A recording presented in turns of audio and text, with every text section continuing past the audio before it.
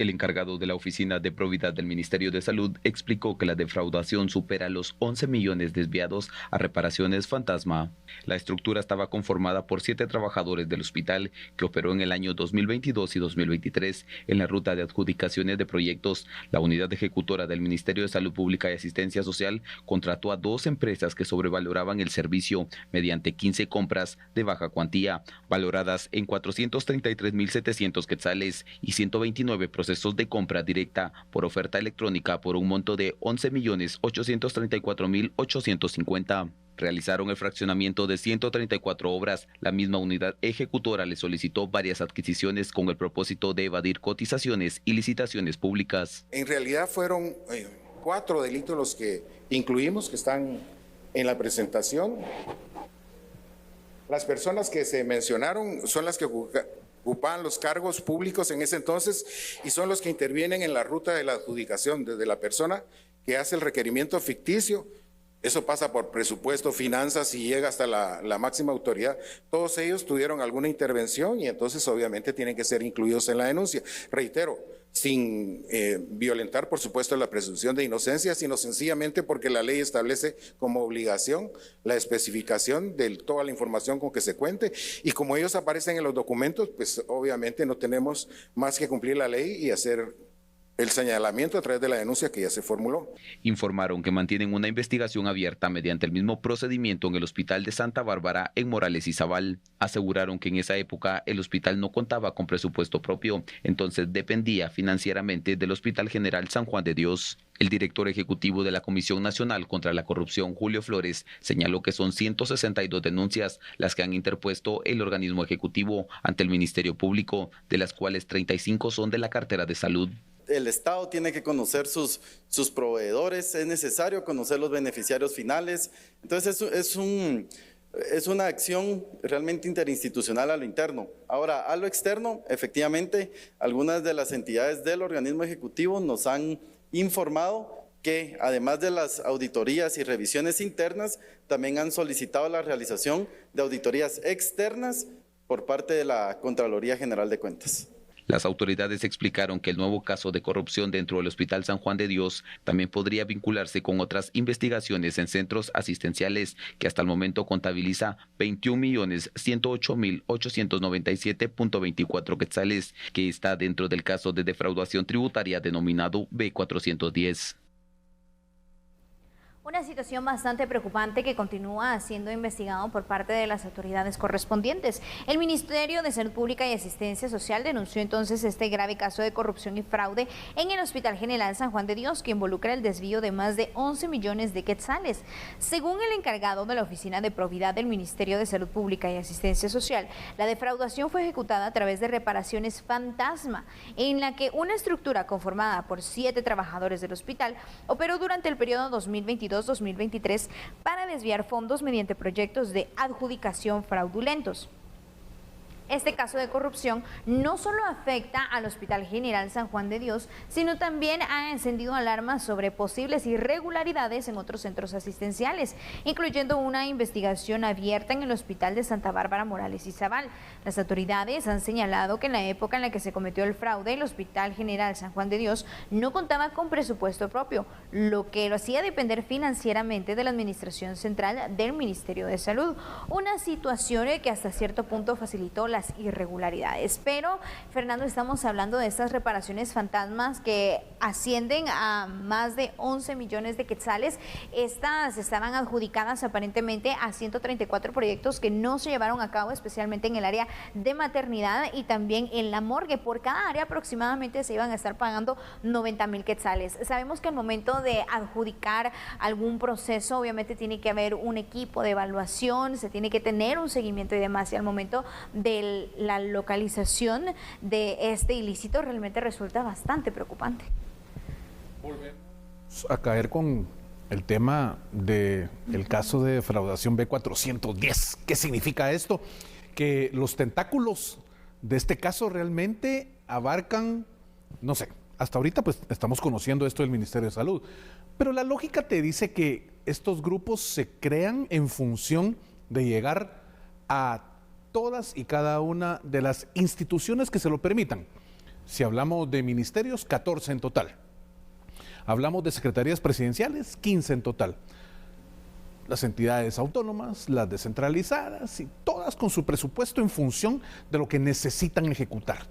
Pero, ¿qué hacemos realmente en Guatemala para lograr de alguna forma superar ese concepto que nos tiene en este agujero de pobreza y se llama corrupción? Y la corrupción realmente pareciera que tiene una y mil formas de poder presentarse ante la administración del gobierno en general. Cuando hablo de gobierno, hablo de elemento, incluye los 3 poderes del Estado. ¿Cómo podemos realmente como guatemaltecos tener un producto final, una construcción de una vivienda? Vas a tener un hospital, una escuela, vas a tener oficinas gubernamentales, qué sé yo.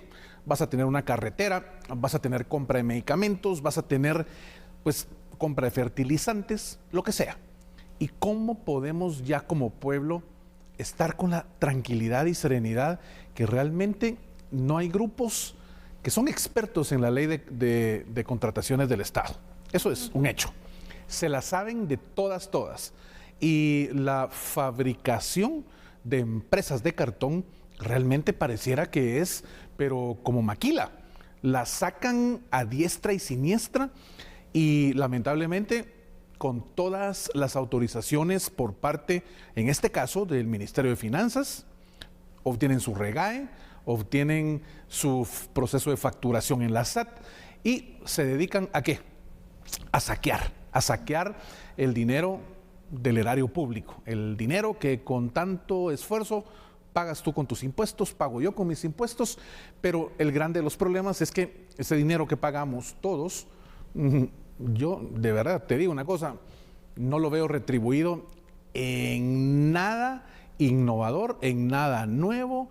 Veo que realmente, si hago un análisis de por lo menos 2 décadas para acá, ¿dónde está ese dinero que yo he pagado para poder decir tantas escuelas, tantos hospitales nacionales nuevos, tantos kilómetros de carretera que realmente mis respetos, en vez de tener este ancho de asfalto, tienen el doble? Es increíble, saben que ahí pasa demasiado camión, demasiado tráiler, entonces le pusieron doble de capa y yo como ciudadano, pues me siento satisfecho por lo que está haciendo el gobierno de turno que sea. Pero no, lo que yo me entero a través de TN23 y el análisis en A la Medida es que estos grupos realmente siguen haciendo de las suyas y tienen repartida gente a diestra y siniestra para poder hacer estos saqueos. Lamentable, definitivamente que sí, amigo y amiga televidente.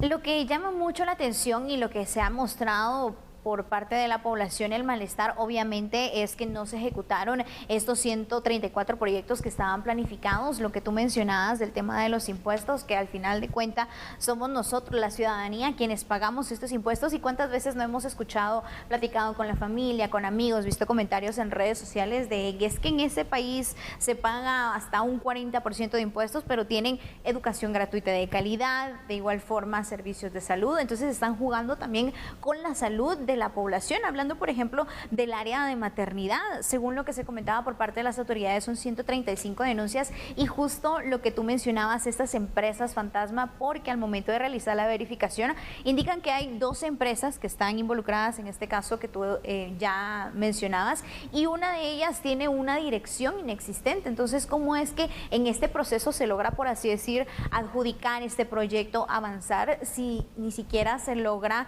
verificar, por ejemplo, en dónde se encuentran físicamente, si no están haciendo alguna subcontratación y demás? Son distintas aristas que se tienen que observar desde el principio antes de entregarles un proyecto.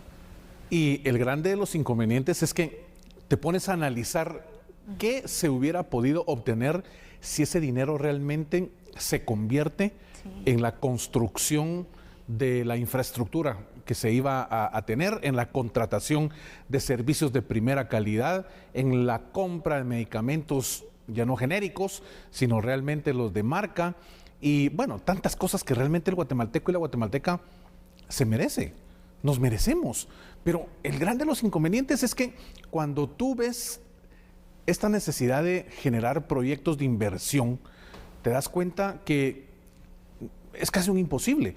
de una asignación presupuestaria, un 80%, de verdad, un 80% se va en el mecanismo de empezar a hacer que funcione, y súmale lo que lamentablemente se fuga de capital en este tipo de acciones, que son acciones delictivas, y te quedará un 20% para decir, bueno, empecemos a construir, y es lo que hemos tenido. Hospitales con un 90% del presupuesto pagado, y vas y es un 15% de lo que construyeron.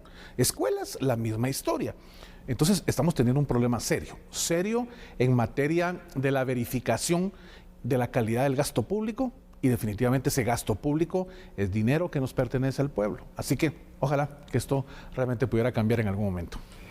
Quisiéramos que cambiara, pero es una situación bastante complicada. En este caso ocurrió entre el 2021, 2022 y hemos visto también, Fernando, que si bien no se ejecutaron estos proyectos, son necesidades que aún quedan pendientes, claro, y que ahora pues el gobierno tendrá que asumir, pero obviamente estamos hablando de otra, ni siquiera inversión, porque realmente esto fue una pérdida, fue un gasto, la pérdida de 11 millones de quetzales. Ahora se tiene que hacer la inversión precisamente para brindarle un mejor servicio de salud, pero finalmente, para ir aterrizando, ahora las autoridades tienen que sentar un precedente también en cuanto a la sanción que se le tiene que aplicar a quienes estén involucrados en este tema para pues desincentivar este tipo de acciones. Totalmente. Veremos a qué punto llegan las investigaciones y naturalmente estaremos analizándolo acá en A la Media.